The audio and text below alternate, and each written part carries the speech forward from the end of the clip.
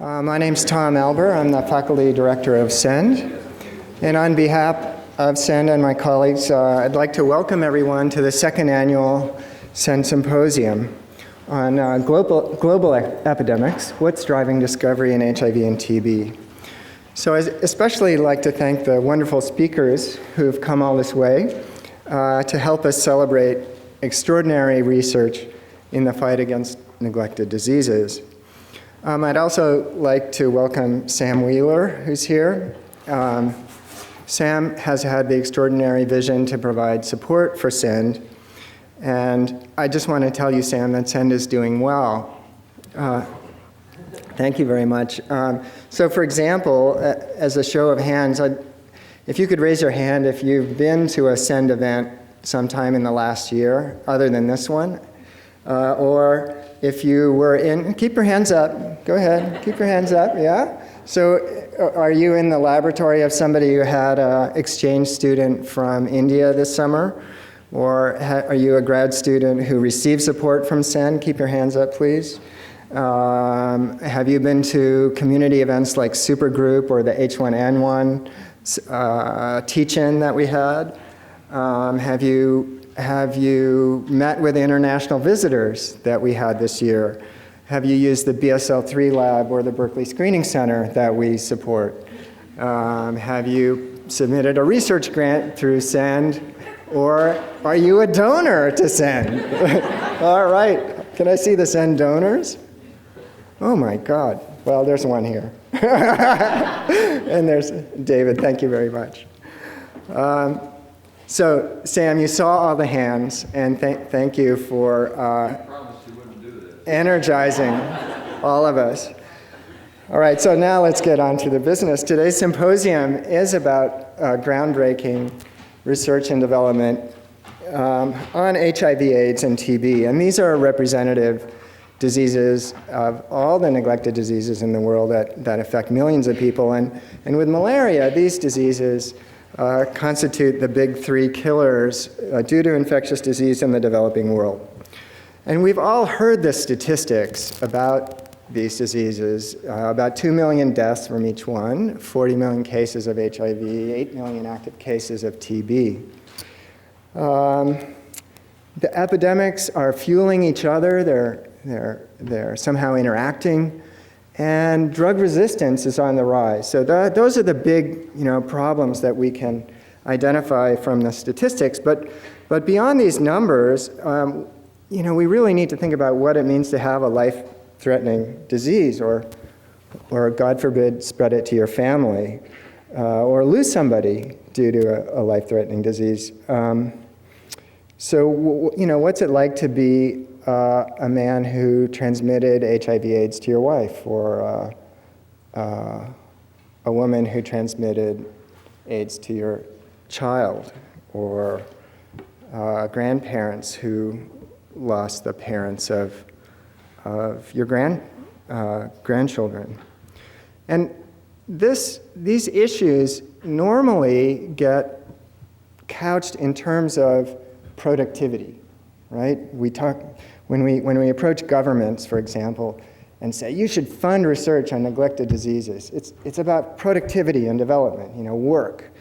But obviously, it's also about people, and it's about hope.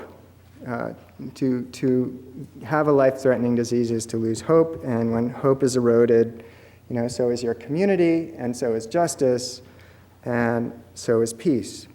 So it's true, no man is an island, and the bell does toll for all of us. So what do we learn from the statistics to turn all these losing battles into winning ones?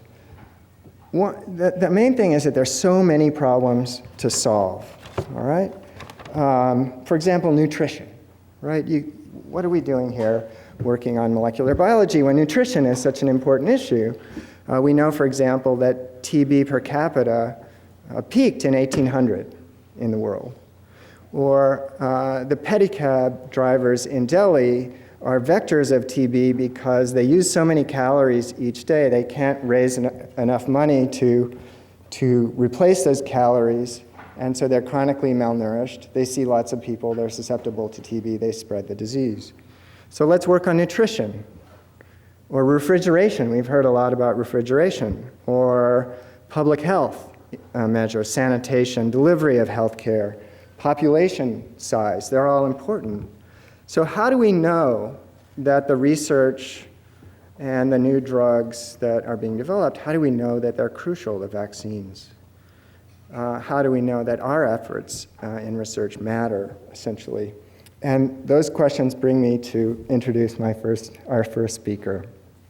So Daria Hazuda is the major driving force behind the new Merck integrase drug, Inhibitory. This drug gave AIDS patients a new lease on life. Literally, drug-resistant patients who were a week away from death took this compound and walked out of the hospital with more days to go. Daria did everything on this project from outstanding basic research and pushing through to clinical studies.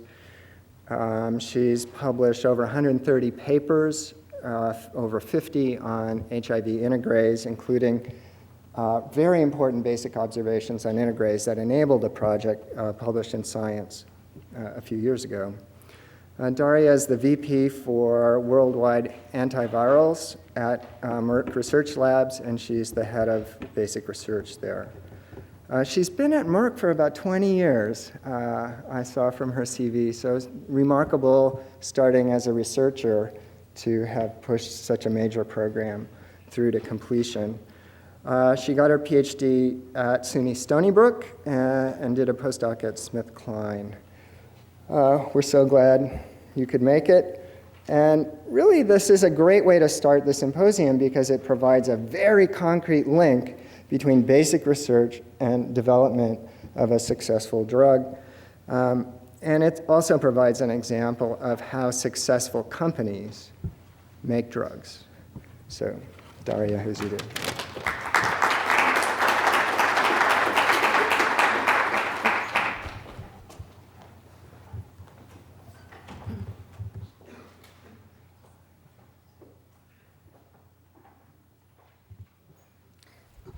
So great, thank you very much for the invitation. It's truly a pleasure to speak about one of my absolute favorite subjects and passions, and that is integrase inhibitors and actually the discovery of the first integrase inhibitor, raltegravir, also known as Inhibitory.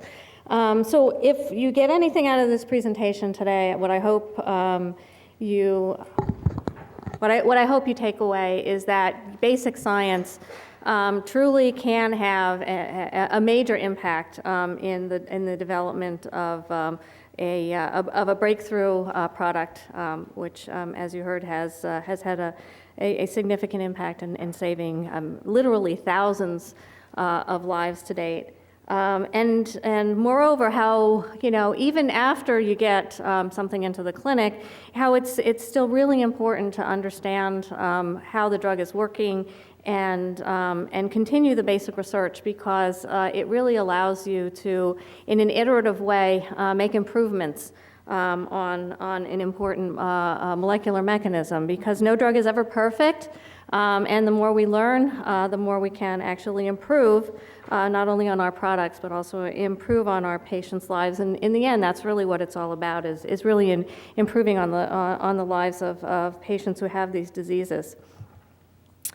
So I always start talk on HIV with a slide like this, because there is this impression, at least in the United States, that basically the problem is solved.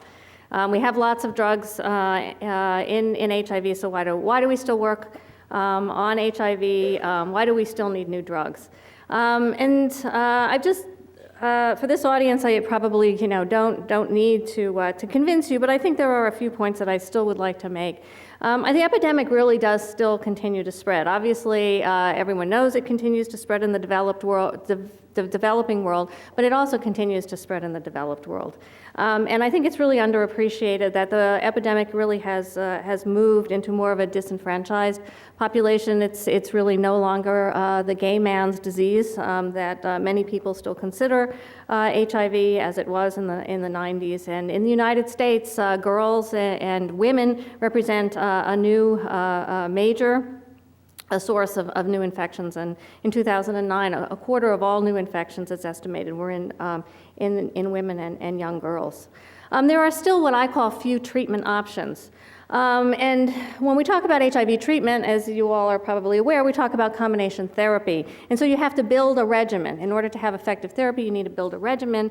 And because there are still a limited number of drug classes, there are few true, unique, novel combinations that you can build despite the number of drugs on the market.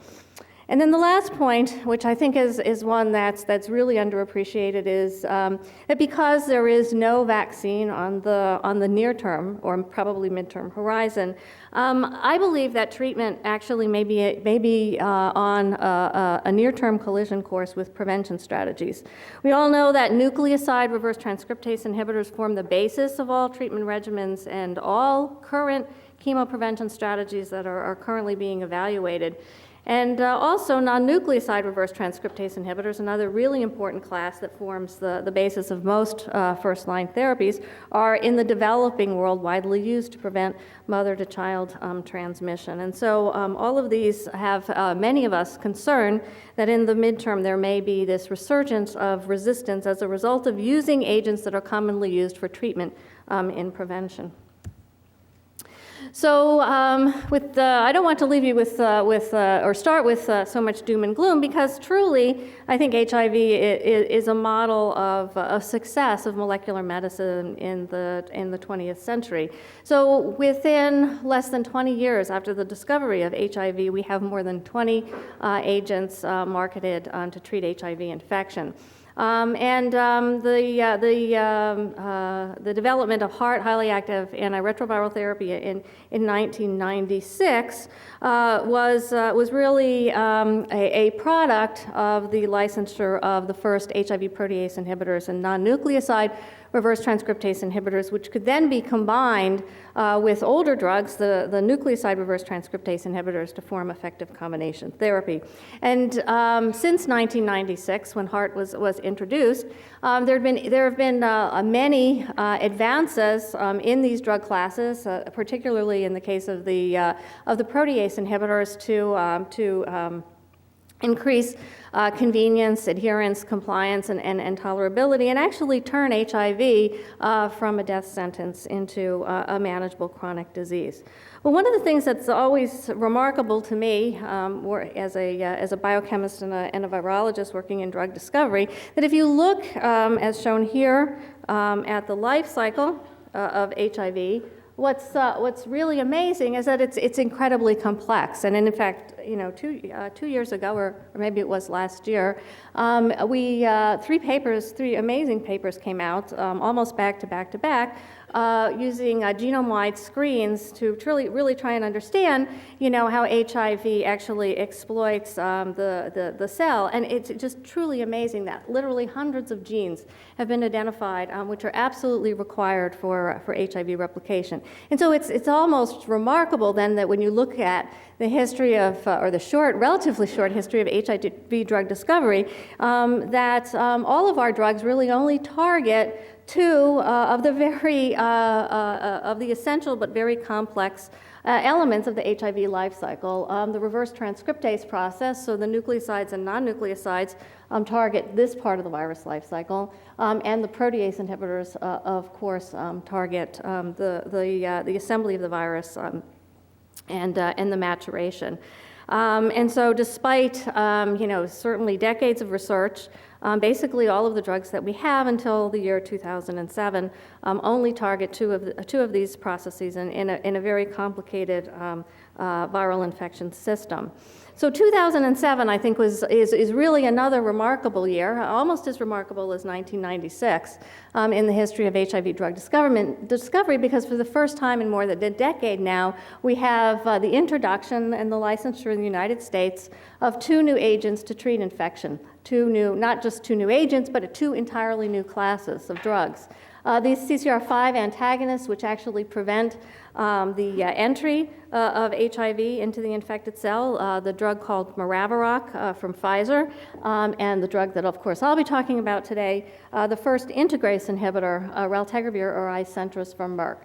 Integrase inhibitors target this part of the viral life cycle. They actually prevent the integration or the insertion of the fully reverse transcribed HIV DNA into the cellular DNA. This process is absolutely critical for HIV infection and in fact is a hallmark of the replication of all retroviruses. So many people ask me, well, you know, it's been known for almost since the discovery of HIV that integrase was one of the 3 essential enzymes in HIV, along with the viral reverse transcriptase and the viral protease. So why did it take so long, unlike reverse transcriptase and protease, to develop integrase inhibitors? And of course, there's a lot of reasons that one can point to, and I'll discuss several of them in the course of my talk today. But you know, one of the things I do like to point out is that unlike the viral reverse transcriptase and unlike the viral protease, even today we don't have a crystal structure of the entire enzyme. So we do have really important structural information about each of the independent domains. But we don't know how all of the domains actually fit together to form an intact functional enzyme. And more importantly, as you'll see from this talk, we don't have a structure of the intact enzyme in complex with the viral DNA substrate, and this is really critical because this is the structure that is recognized by compounds such as raltegravir, which inhibit integration. We do have, as I said, structural information about each of the different bits. And one of the pieces that, of course, is most important with respect to enzymatic activity is this central domain, which is often called the catalytic core domain. It contains these 3 acidic residues, which form the basis of the enzyme active site. And these 3 acidic residues coordinate 2 essential magnesium ions. This coordination of these 2 magnesium ions and the structure or the architecture of this active site is absolutely essential. It's conserved in all retroviral integrases and all retrotransposases, and as you'll see, actually is a common feature that occurs in many magnesium-dependent phosphotransferase enzymes. So I think the second reason that it perhaps took so long to identify bona fide integrase inhibitors is that the biochemistry of the reaction is a bit more complex than that of protease or simple reverse transcriptase phosphotransferase reactions. So we think of it now very simply as illustrated in this cartoon in 3 steps. So after the viral DNA is fully reverse transcribed in the cell, in the core, probably the core of the virus, the enzyme actually recognizes very specific sequences at the ends of the viral DNA and forms a stable complex called the viral pre-integration complex. It's only in the context of this very specific complex with these specific sequences that integrase will then perform 2 catalytic actions, both of which are required for integration. In the first of these reactions, called 3' processing, integrase removes a terminal dinucleotide from each of the 3' ends of the viral DNA. This generates a free 3' hydroxyl, which is critical for the second reaction, which is the strand joining reaction. And in the strand joining reaction, integrase actually covalently inserts the viral DNA into the cellular DNA. So when we started this program at Merck more than a decade ago now, in fact, there have been many inhibitors of integrase that had been described in the literature and in the patent literature. And all of these inhibitors had been identified in very simplistic biochemical assays that specifically looked almost exclusively at the 3' processing reaction. And it was extremely disappointing, and in fact was a very frustrating time in the field because, in fact, none of these compounds, even though they worked exceedingly well, in biochemical assays were able to inhibit viral replication in a manner consistent with integration. And in fact, many companies, in fact, had at that point pretty much given up on this as a target. And in fact, many people at Merck thought it was impossible to find integrase inhibitors. And the rationale, in fact, is actually quite logical. They thought, well, the reason we can't do this in the infected cell, the reason why these compounds don't work in the infected cell, is if you think about it, this process is basically an irreversible reaction.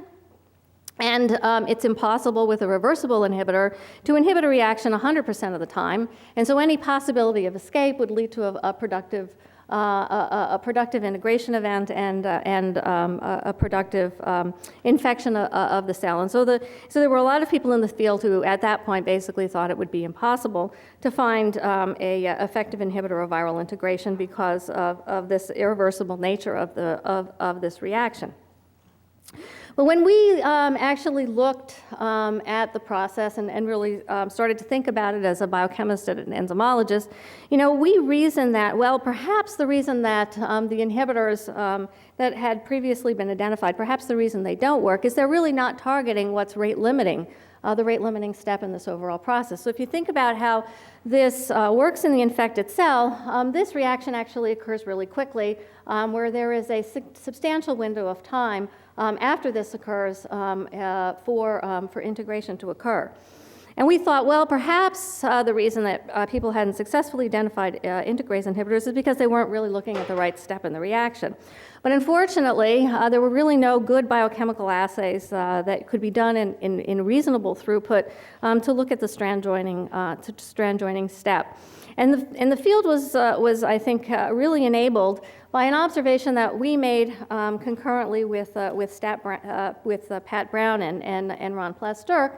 And this observation was that the recombinantly expressed enzyme would in fact form very stable complexes with short oligonucleotide substrates that represented the sequences of the ends of the viral DNA. And so we could assemble these very stable recombinant complexes in vitro, and we could use these stably expressed complexes then to specifically mediate or specifically develop an assay that would allow us to selectively look for inhibitors of this strand joining event. And this is what we did, and to make a very long story short, we screened the Merck chemical library, which at the time was only about 200,000 compounds. And now the chemical libraries of most companies are in the order of millions. So we screened the Merck chemical library, and we're really excited because we found a series of molecules which were very different. They were very different in many ways. First of all, they were structurally very different from the compounds that had been described previously. And in fact, they were all similar to each other, which suggested that they were mechanistically doing something very interesting. They all had this diketo carboxylate motif, which you'll see in a minute is critical for how they work. But from the biochemical perspective, they were also very distinct. In fact, they inhibited strand joining. That's not surprising because that's what we were looking for. But they didn't inhibit the 3' processing event. So this was really surprising because all of the molecular biology that had been done had really suggested the same active site actually does both of these reactions. So it was somewhat surprising that you could find molecules, small molecules that would differentiate between these two activities. But most importantly, these compounds had antiviral activity. They inhibited HIV replication. And at concentrations of the compound where HIV replication in cell culture was completely blocked, we could in fact demonstrate that the ends of the viral DNA were still processed, just as we had seen in our biochemical assays, but we could not detect any integration products. So this was the first evidence that these compounds were truly blocking integration, and blocking integration by a very specific mechanism, specifically by blocking the last step in the reaction, the strand joining reaction. And that's why these inhibitors have come to be known now as integrase strand transfer inhibitors because of that unique mechanism of action. So why do these inhibitors work? If what I told you is true, this is basically an irreversible process in the infected cell.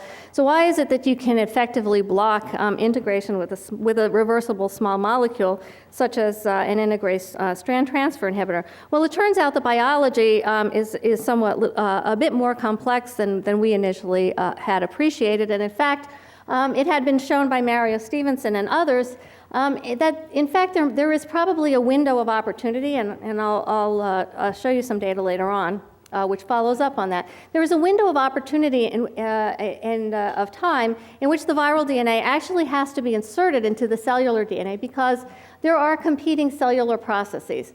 So these cellular processes actually recognize the incoming viral DNA as something foreign and either degrade it or recombine and repair it to form these 1 and 2 LTR circular products. So these circular products actually have now become a sort of a hallmark for viral DNA that's been blocked prior to the point of integration. And in fact, inhibiting integration turns out to be a very effective way of inhibiting viral replication because all one really has to do is stall the integration process long enough that these cellular processes actually win the race. So I always think of it as a race between the virus trying to get into the cellular DNA and these cellular processes actually destroying the DNA. And this is how integrase inhibitors actually block the viral replication cycle. So in the absence of having structural information, which is now almost de rigueur in how we actually develop and design drugs, we thought it was really important to really try and understand the fundamental biochemical and molecular basis for how these inhibitors work. And we did a series of studies which were published in early 2000, which really told us a lot about the biochemical mechanism and why these compounds were selective inhibitors of strand joining. And this was done by Amy Espeseth when she was a postdoc in my group, and what Amy nicely demonstrated was that these molecules don't, in fact, bind to the enzyme free in solution. They only recognize an apparent conformation that the enzyme adopts after it has engaged with a very specific viral DNA substrate. And then they block the strand joining event by competing with the host or target DNA substrate. But probably from a drug discovery perspective, the most important observation is this next one, and that really told us about the fundamental molecular mechanism, and these studies were done by Jay Grobler in collaboration with several of the Merck medicinal chemists who were working on the project at the time. And these studies really allowed us to develop a model for how these molecules were interfacing at the enzyme active site. And based on this model, we proposed that the diketo-carboxylate pharmacophore, which we identified in all of the molecules in our high-throughput screen, actually interacts with the 2 critical magnesium ions at the enzyme active site. And there is a second component of all of these inhibitors represented here simply by an R group, a pendant hydrophobic substituent, which apparently interfaces with 1 or more hydrophobic pockets of the enzyme active surface. So subsequent to the discovery of the diketo acids, of course, Merck medicinal chemists and we spent a number of years actually trying to turn these molecules into more drug-like compounds. And unfortunately for us, despite a lot of time and effort, the diketo acids actually never made it into man.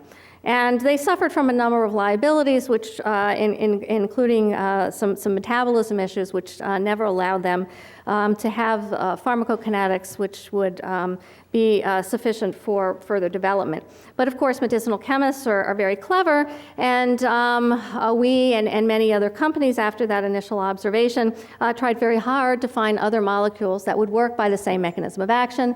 And now if you look either in the literature or in the patent literature, you can find many examples of integrase strand transfer inhibitors, and there's quite a lot of structural diversity. But as shown on this slide, which is several years old now, one thing that's absolutely common to all of these molecules is that they retain some elements of a magnesium binding pharmacophore, which is the fundamental basis for how all integrase strand transfer inhibitors work. And so this has some very important implications for understanding resistance and cross-resistance, as I'll come back to at the very end of my talk, because one of the most common ways to generate resistance to these molecules is to directly affect how the pharmacophore interfaces with the magnesium ions at the enzyme active site. So as I said, unfortunately for us, the diketo acids, despite a lot of effort, didn't ever go anywhere as drug candidates. And so the Merck medicinal chemists actually spent several years trying to find and design pharmacophores that would replace each of the critical elements in this metal binding pharmacophore. And this is one of the first, I think, really elegant attempts, and you can see the evolution of the medicinal chemists' thinking and how they replaced each of these critical components and ended up with a completely novel chemical structure that basically does exactly the same thing as the diketo acids, but now is a new chemical template called the naphthyridine carboxamides. So the naphthyridine carboxamides were really exciting compounds for us because they provided compounds that gave us the ability to actually test whether or not these molecules would actually work in retroviral infections in vivo. And the first studies that we did used an experimental model in rhesus macaques, a HIV-infected rhesus macaque model, and we were incredibly excited when we saw a substantial reduction in circulating viral load in these animals, even as monotherapy. And in fact, some of the animals actually sustained suppressed viral replication as monotherapy for quite some time. Even more exciting was the first studies in humans. As far as we know, this is the first demonstration of an integrase inhibitor actually working in an HIV-infected patient. This compound was also a naphthyridine carboxamide, a structural analog of 812 called A10. And again, really very nice reduction in viral load as monotherapy. And we were, of course, really excited. We had worked very hard for very many years to get to this point, and we finally had a compound that actually worked in humans. And we were gearing up to do sort of long-term combination studies in phase 2 when we got a phone call from our preclinical toxicology colleagues. They're usually our friends, except when they call you late in the afternoon for no reason at all, and you know something is up. And they told us that there had been some serious issues, some serious findings in dogs. And this was very devastating because, you know, the issues in dogs didn't appear until many months after dosing the dogs. It was a serious liver toxicity issue, and the program had to be put on clinical hold. So we had to stop dosing humans, and we couldn't do our phase 2 clinical trials. And even more disconcerting was the fact that these findings didn't come up in the dogs until many months after dosing. And unless we could figure out the molecular basis for this toxicity, the program was in serious jeopardy of actually being terminated, because it's just an enormous amount of time and energy to get a compound into safety studies, only to have it die after long-term studies. And so it was a tremendous effort by our preclinical toxicology group to do some detective work and to really come up with some viable hypotheses about why we were seeing this liver toxicity. These hypotheses then allowed us to develop surrogate biochemical assays to potentially screen out this toxicity. And obviously we were right in the hypothesis that the scientists had come up with, because these assays actually allowed us to predict toxicities, and it turned out that it had to do solely with the chemical nature of the naphthyridine carboxamide template. And so we had to completely discontinue working on that particular template. So at this point, we had two chemical series, which we had invested a lot of time and effort in, the diketo acids and the naphthyridine carboxamides. We had a great proof of concept, show that integrase inhibitors worked in man, and we had nowhere to go. And so we were desperately searching for other templates that would actually work the same way but wouldn't have the same issues. And we were collaborating at the time with some scientists in Italy, a subsidiary of Merck in Italy, who were working on hepatitis C polymerase.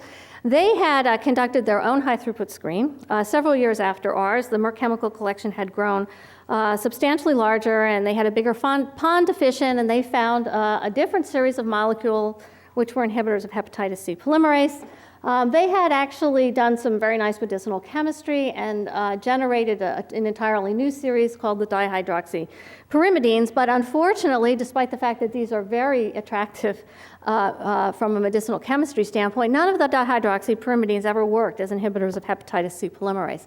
But we looked at these structures, and we knew that hepatitis C polymerase was also a magnesium-dependent phosphotransferase, and we hypothesized that that's how these original leads, in fact, were inhibiting hepatitis C, and decided that, well, you know, maybe we could find some of these old hepatitis C polymerase inhibitors, maybe they would provide us new leads for the integrase inhibitor program.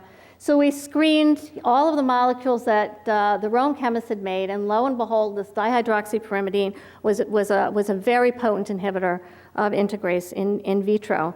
And so this formed the basis of the lead structure that eventually led to raltegravir. And so it was a wonderful joint collaborative effort between the Rome chemists, who had generated a lot of information about this particular pharmacophore, the metal-binding pharmacophore, and the West Point chemists, who had done a lot of optimization of the pendant hydrophobic group, and we married those two knowledge bases, and that's what led to the structure we now know as raltegravir. So you can see the metal-binding pharmacophore from the hepatitis C series, this R group, this pendant hydrophobic group that actually originally came from some of the early diketoacid leads. And then there is this third part of the structure, which we believe points out into space, because in fact you can modify that part of the molecule substantially. And the chemists use that to modify the physical chemical properties of the compound and improve things like pharmacokinetics and other physical properties. So, of course, that's just the beginning, and then we were now off to the races. Of course, after we completed all that wonderful toxicology work and showed that we didn't kill dogs anymore, and then we started, of course, our clinical studies. We started with the phase 1 studies in healthy volunteers, 2 dose-ranging studies, both in treatment-naive, HIV treatment-naive subjects, and on treatment-experienced subjects, patients who had basically had viruses that were resistant to all currently licensed HIV drugs. And these then allowed us to choose the dose for the pivotal phase 3 studies, 2 studies in, again, treatment-experienced patients with multi-drug resistance. That eventually led to the submission and first licensure of the first integrase inhibitor, raltegravir, on October the 12th, 2007, and I'll never forget that day because it's my husband's birthday. Earlier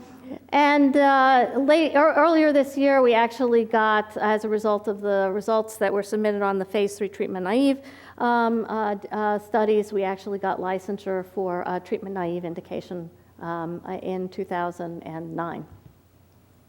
So I'm just going to show you a little bit of the clinical data. A lot of this has been published, but just to show you that it actually does work, and it actually works remarkably well. These are the data from the phase 3 treatment-naive studies. The raltegravir was studied in combination with 2 nucleosides, Truvada, and that is shown in the antiviral efficacy is shown in yellow. And the comparator arm was standard of care. That's the non-nucleoside reverse transcriptase Sestiva, again in combination with 2 nucleosides, shown in white. Raltegravir met the non-inferiority endpoint of the study at week 48, although it is remarkable that it actually drops viral loads faster than standard of care. And we can talk about that at the end if there's interest in that. These are the data that led to the first licensure, the studies in highly experienced patients. Raltegravir was administered in combination with optimized background therapy of the physician's choice, depending on the resistance phenotype of the patient's virus. This was done versus a comparator arm, which was optimized background therapy plus placebo. And again, in this study, you see raltegravir was superior in terms of antiviral activity, as well as raising CD4 cell count. Of course, not all patients, especially in patients who are highly treatment experienced, were treatment successes. And it's important to point out that even though the largest difference with respect to raltegravir versus the optimized background therapy is in patients whose virus was not susceptible to the other drugs in the background regimen, basically having what's called the genotypic susceptibility score of 0 for the OBT. You see there's a marked difference between the raltegravir group and the OBT group. But as you add more active agents, you see both the OBT arm and the raltegravir arm, the antiviral efficacy increases. So it's really important, as with all antiretroviral agents, to combine raltegravir with other active agents. What happens when you don't, if you don't and you can't because of the patient's past treatment history? Generally, what you see is treatment failure with the development of resistance. And we know a lot now about the development of resistance to raltegravir. There are essentially 3 different pathways involving primary mutations, which are generally seen in combination with secondary mutations, as summarized on this slide. As you would expect, based on what I told you about the mechanism, these mutations all reside in the integrase catalytic core domain and actually surround those 3 acidic residues, that DDE motif, which is responsible for binding the 2 critical magnesium ions. One of the things that's really remarkable to me when I look at this slide is how big of a footprint these resistance mutations actually have on the enzyme active site. And raltegravir is a very small molecule, and so you and, of course, everyone asks how all of these mutations can be affecting the affinity of the inhibitor for the enzyme. And our working hypothesis has been, in fact, that the primary mutations actually affect this metal binding architecture that's so critical for how these pharmacophores actually interact at the enzyme active surface. And we do have some data. This is just one little piece of data that I show here that really demonstrates these mutations do affect magnesium-dependent inhibitor binding to the enzyme in vitro biochemical assays. And so it's not surprising then that other integrase inhibitors, such as elvitegravir from Gilead Sciences, which is now in phase 3, also select for similar mutations in clinical studies and in vitro, and that there is a substantial amount of cross-resistance between integrase inhibitors, because you're affecting, these resistance mutations are affecting the fundamental mechanism of how these compounds actually bind at the enzyme active surface. Therefore, in retrospect, it's also a little bit surprising that several years ago, in fact, before we even knew what clinical resistance would look like with raltegravir, we had embarked on what we call a next generation integrase inhibitor program. And very simplistically, the idea was to take viruses that we had selected in cell culture for resistance and use them to try and drive a medicinal chemistry effort to find molecules like 2048 that would be active against all of these resistance mutations. And 2048 provides the proof of concept that, yes, you can actually find these molecules. And so now that we know, or we think we know how resistance works, how is it possible that you can even find molecules like 2048? And that's what we've been working on most recently. And so the last little piece, the last little story that I want to tell you is at least our working hypothesis about how second-generation integrase inhibitors work. And this, surprisingly enough, derives from some fundamental studies that we were really doing to try and understand how raltegravir actually works in the clinic. So one of the curiosities that we've had with respect to raltegravir is that its efficacy does not seem to be driven by trough concentrations. So this is very different from what is generally assumed with other antiretroviral agents. So in our clinical studies, even patients who had relatively low trough levels of the drug seem to have very good clinical outcome. And so this is really a puzzle, and it's been something that we've been trying to figure out.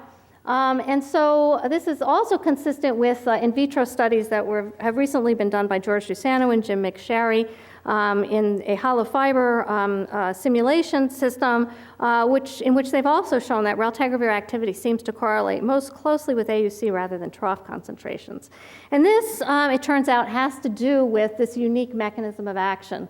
And the fact that once you inhibit integration, it leads to this irreversible block to HIV replication. And this irreversible block to HIV replication is fundamentally due to 2 things.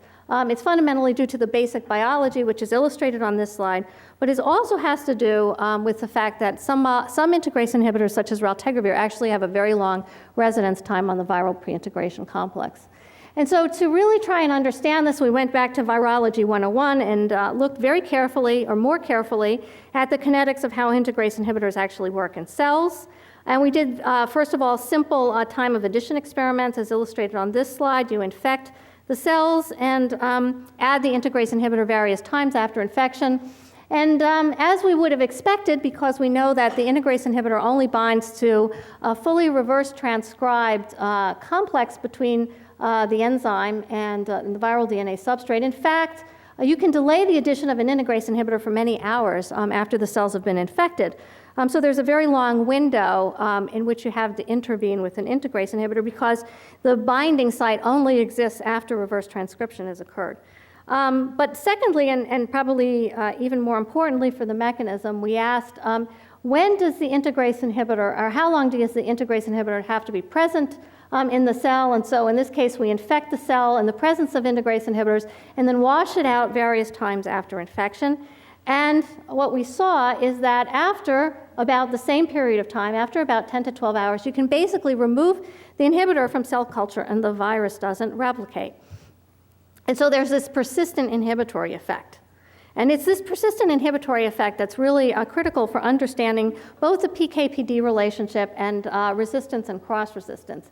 And this persistent inhibitory effect is due both to the fact that there are these competing cellular processes which degrade the viral DNA after some period of time, but also this observation that was made recently by Jay Grobler, which demonstrates that once the inhibitor is actually bound to the integrase DNA complex, it actually has a very long residence time or off rate. And in fact, at 37 degrees, it's probably longer than the lifetime of the pre-integration complex in the infected cell. And so this has led us to this hypothesis that integrase inhibitors such as raltegravir are basically a single hit phenomena because once they bind, so there's this long window in which they don't have to be present in the cell, reverse transcription occurs, they bind to the viral pre-integration complex once, and then basically that complex is destined for degradation by these cellular processes. So what does this have to do with resistance? So this is the last story I'll tell you. Well, in the case of common resistance mutations and their effect on raltegravir, and in fact, as you would expect, they actually decrease this persistence time in vitro biochemical assays. And by decreasing this persistence time, in fact, in these sort of viral kinetic experiments, you no longer have this persistent inhibitory effect. So viruses that have the 155H mutation, in fact, no longer become trough dependent. They need continuous exposure in order to have inhibitory activity. These second generation integrase inhibitors, such as 2048, as I've showed you, in fact, are affected by the same common resistance mutations. So just as we had suspected, these mutations which affect pharmacophore binding in first-generation integrase inhibitors also profoundly affect binding of second-generation molecules. But the difference between the first and second-generation molecules is that on the wild-type enzyme, second-generation inhibitors have an even longer half-life, and in fact, we have not been able to measure the off rate for 2048 at room temperature on the wild-type enzyme. So what you get is a diminishment of this persistence in the case of the 155H mutation, but in the context of virus replication, this off rate is still longer than the lifetime of the pre-integration complex, so in the context of the virus, the mutation has no effect. So this single hit mechanism of action has important implications for discovery and is really driving our current efforts to identify new second generation molecules that will address resistance that we are currently seeing with raltegravir and elvitegravir. So just to summarize, I think integrase strand transfer inhibitors present a very exciting novel mechanism to treat antiretroviral HIV infections. The mechanism of action that we have studied for years really explains why we're seeing substantial cross-resistance among structurally diverse inhibitors. However, as I've shown you, it's possible to identify compounds that have the potential to address resistance, and we think we really understand the fundamental molecular basis for this as well. This prolonged window of intervention, I think, is really unique among antiretroviral agents and has really important implications, not only for understanding pharmacokinetic, pharmacodynamic relationships, as I told you, but also for thinking about the use of integrase inhibitors in pre- and post-exposure prophylaxis. And this all could not have been possible without a huge army of people, and most importantly, the Merck medicinal chemists, who are really the warriors in the ground, in the trenches, helping to drive all of these efforts. So thank you.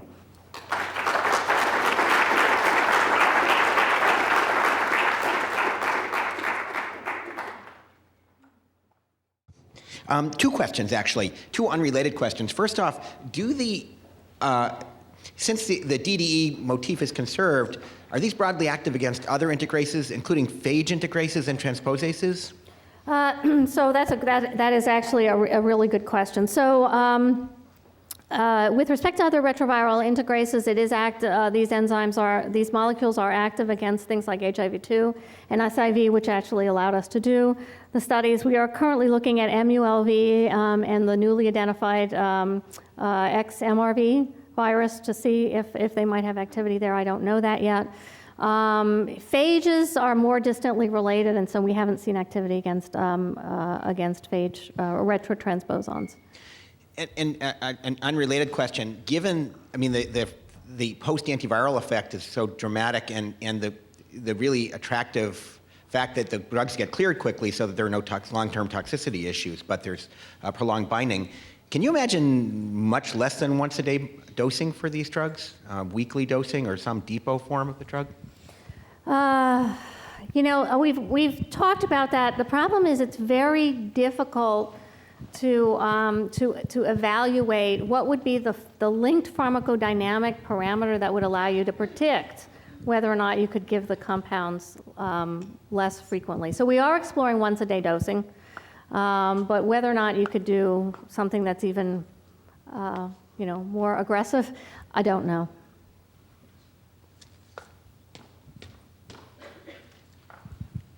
The clinical data you showed was measuring viral load in the blood set to less than 50 genomes per whatever unit. Is that a clinically meaningful level, or what is the clinically meaningful level to see the failure to progress to the later stages of the disease? Oh, you're asking a really important pathogenesis question. That's a very hot ticket, hotly debated item right now in the field. So that is the gold standard right now, is less than 50 copies. However, even patients who are well-suppressed, quote-unquote well-suppressed at less than 50 for many years, have evidence of ongoing chronic inflammation. And Rafi can probably talk about this, even more eloquently than I. And so the question in the field right now is are they truly really well-suppressed? Is there ongoing replication despite our inability to detect it by these highly sensitive assays? And if you look at long-term outcomes, does that lead to issues? And people have suggested that as patients are living, HIV patients are now living longer, we are seeing evidence of pathogenesis that can be linked to chronic inflammation. You see our earlier onset cardiovascular disease, atherosclerosis, osteoporosis, and in some cases early onset dementia. And so perhaps there is something that's happening underneath this that we're not fully appreciating. But it's a debate. Sorry, kind of a related question. So do you see a decrease in the number of latently infected cells after people go on the integrase inhibitors?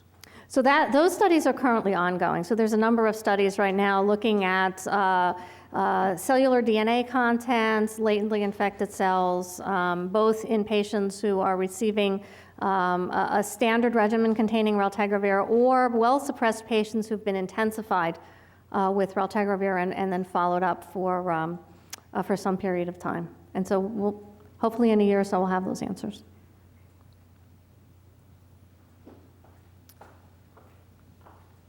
I'm interested in research portfolio management. So can you tell us about the decision-making process at Merck that allowed this project to continue during the initial period of great skepticism about integrases? Right. So that was a unique period in time in which I think there was less portfolio management than is commonly seen in pharmaceutical companies today.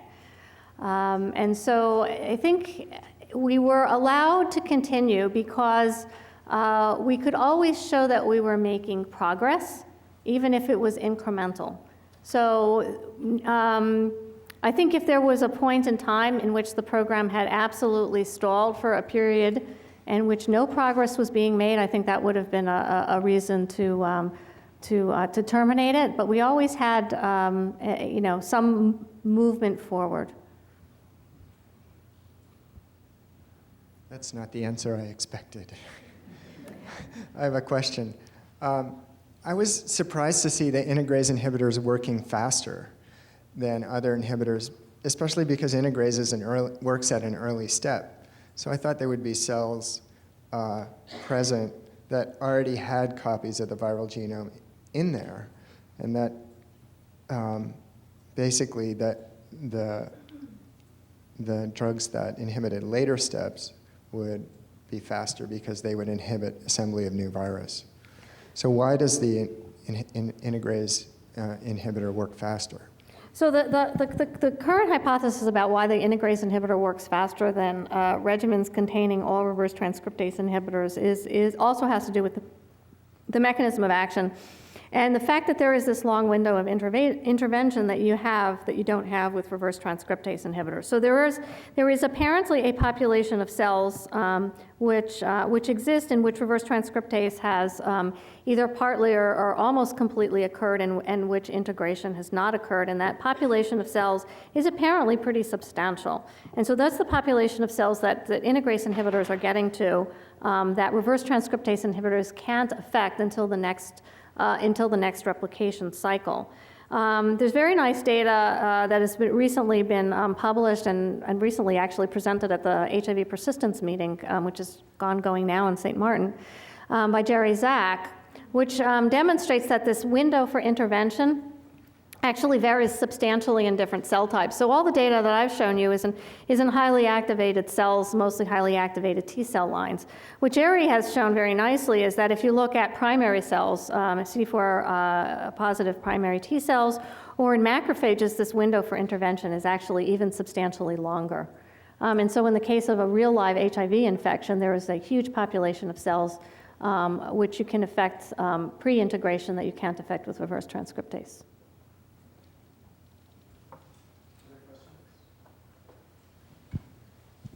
So it's sort of a more clinical question. You showed that there were 3 main pathways to developing resistance to the drug. Do you require multiple mutations down a pathway before it renders the drug clinically useless, or do you have to, or can a single mutation do it? Right.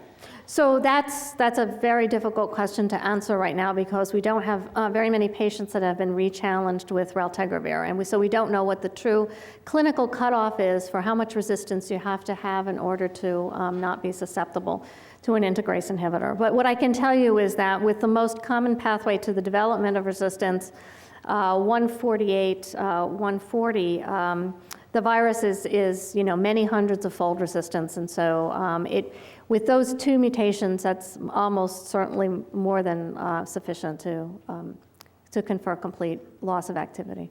All right, let's thank Daria one more time for a wonderful talk.